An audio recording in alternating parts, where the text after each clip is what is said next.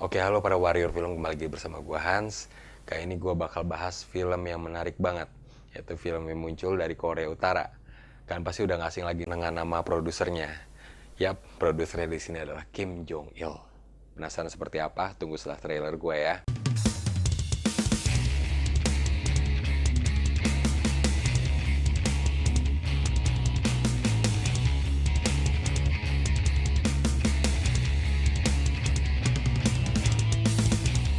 Oke, jadi film Purgasari ini dibuat oleh Korea Utara pada tahun 1985 dan disutradarai anehnya bukan oleh orang Korea Utara, di sini disutradarai oleh Shin Sang-ok dan bersama istrinya yang bernama Chon Gon-jo.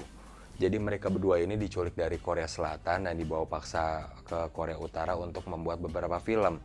Dan total di sini ada 7 film sebenarnya, dan salah satu film di sini yang bakal gue bahas adalah Pulgasari ini. Dari pihak Jepang juga, nama staffnya juga nggak asing lagi, yaitu Teiyoshi Nakano. Dan Teiyoshi Nakano di sini sebenarnya adalah kreator dari Godzilla. Jadi di sini yang gue bingung itu gimana orang Jepang mau kerjasama sama Korea Utara, itu sih yang sedikit aneh. Kita masuk ke bahasan film ini. Film ini menceritakan tentang monster Pulgasari yang ada hubungannya dengan kepercayaan orang-orang Korea tempo dulu. Jadi Pulgasari ini dia tumbuh besar setiap kali makan besi gitu. Jadi itu yang membedakan dia dengan monster yang lain yang ada di luar sana, termasuk Godzilla. Dan juga Pulgasari di sini beda dengan monster yang lain karena dia punya hati dan dia punya tujuan.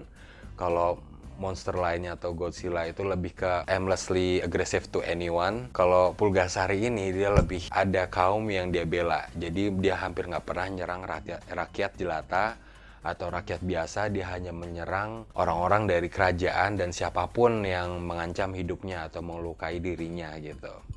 Jadi dari sini kalian bisa lihat ya perbedaan Pulgasari ini dengan monster lainnya. Film Pulgasari ini adalah film yang backgroundnya itu adalah di saat kerajaan di era Goryeo. Jadi di sini diceritakan bahwa kerajaan di era ini sangat kejam, tidak peduli dengan rakyatnya, tidak memberikan apa yang seharusnya mereka dapatkan, dan akibatnya banyak rakyat yang marah hingga membuat gerakan pemberontakan, lalu ada muncul banyak bandit, sehingga raja marah lalu memenjarakan mereka semua. Dan dari semua penjara ini ada salah satu tokoh yang seorang pengrajin besi, atau di sini kita sebut aja blacksmith ya. Si blacksmith ini tidak setuju dengan kerajaan, dan ketika dia di penjara dia menolak untuk makan, dan makanannya itu malah anehnya itu dicampur tanah untuk membuat seekor patung kecil yang dinamakan Pulgasari. Jadi Pulgasari ini ada hubungannya dengan kepercayaan Korea dulu juga ya. Jadi Pulgasari ini dia berikan harapan dan doa kepada Tuhan bahwa supaya Pulgasari ini nanti bisa membebaskan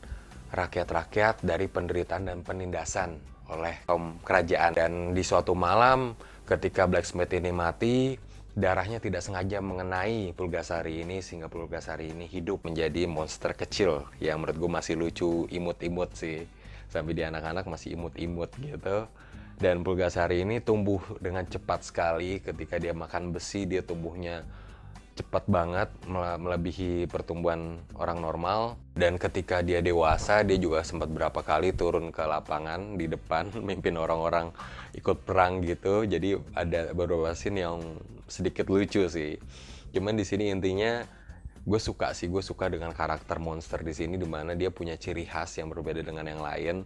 Walaupun memang film ini kita tidak bisa hindari banyak elemen propaganda. Contohnya adalah penindasan kaum raja kepada rakyat, dan juga gerakan revolusi dan segala macamnya lah. Jadi banyak elemen propaganda di sini yang kalian lihat. Uniknya di sini yang kalian lihat itu bukan cuma sekedar propaganda, tapi propaganda khas Korea Utara. Kenapa gue bilang khas Korea Utara? Jadi kalau kalian tahu dan kalian pernah tahu sedikit background dari komunisme, setiap komunisme di setiap negara itu berbeda-beda. Dan di Korea Utara ini mereka anehnya komunisme mereka itu masih ada kepercayaan gitu. Jadi kepercayaan terhadap hal mistis atau kepercayaan terdahulu, atau ada bumbu-bumbu agamanya itu masih ada. Dan bahkan pemimpin mereka itu mereka buat cerita bahwa pemimpin mereka itu sebenarnya adalah titisan Tuhan.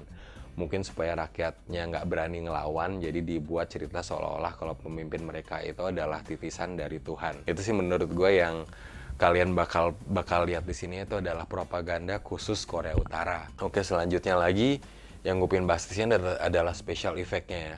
Special effect di sini tuh lumayan keren buat film 85-an, dan gue nggak heran karena di sini sekali lagi yang terlibat itu bukan cuma Korea Utara, melainkan ada orang Jepang yang udah berpengalaman, apalagi di sini kreator Godzilla. Dan bahkan yang pakai kostum Pulgasari di sini sebelumnya adalah orang Jepang yang pernah pakai kostum Godzilla juga, jadi udah nggak asing lagi gitu. Ditambah sutradara di sini juga berasal dari Korea Selatan yang diculik secara paksa, dan dia ini salah satu sutradara senior yang berbakat juga gitu. Jadi gue nggak heran kenapa film ini sebenarnya kalau kita tonton termasuk bagus sih gitu. Jadi kalau kalian suka dengan elemen-elemen nostalgia zaman dulu, dimana kalian sering lihat Ultraman atau film Godzilla dimana masih banyak menggunakan practical effect, yang dimana mereka susah payah bangun bangunan kecil yang cuman buat dihancurin dan efek-efek hancur yang memuaskan, itu kalian bakal lihat di sini. Itu sih menurut gue yang gue suka di sini ya, special effect-nya gitu sih. Jadi buat nostalgia akan masa kecil gue lihat film Ultraman atau film Godzilla gitu sih, yang banyak gunain practical effect. Cuma ada beberapa hal yang lucu, contohnya kayak ada upacara pengusiran roh di waktu mau ngejebak si Pulgasari ini, dan menurut gue itu scene-nya lumayan sedikit lucu. Dan juga ya yang tadi gue bilang, pas si Pulgasari beranjak dewasa dia ikut perang gitu, dan perangnya di depan gitu, gebuk-gebukin orang gitu, sedikit lucu sih. Ya itu aja sih, cuman besides of all that funny stuff, film ini tetap mengejutkan bagi gua gitu. Buat Korea Utara gitu bisa ngelakuin segala macam ini, walaupun memang bukan murni kerja keras mereka sampai nyulik sutradara dari Korea Selatan. And by the way, akhirnya suami istri ini berhasil kabur kalau nggak salah di Austria saat pameran film. Mereka berhasil kabur. Jadi kalau kalian sempat wonder gimana keadaan mereka sekarang, don't worry about it, sekarang mereka udah aman gitu. Thank God mereka udah aman sekarang ya. Oke, jadi untuk film ini gue sebenarnya lumayan suka. Gue kasih film ini 7,5 karena menurut gue untuk tahun segitu film ini lumayan impresif. Ditambah itu ada bumbu-bumbu propaganda yang unik untuk dilihat, dan ditambah lagi monster di sini juga karakternya cukup unik, berbeda dengan monster lainnya yang cenderung agresif. Di sini dia monsternya ada kaum yang untuk dilindungi. Oke, jadi untuk film ini gue kasih rating 7,5 ya. Oke, untuk para warrior film penonton setia gue pengen tahu pendapat kalian tentang review gue ini. Jadi kalian bisa komentar di bawah, kalian bisa like atau mungkin bisa juga dislike, cuman gue lebih rekomen kalian untuk like.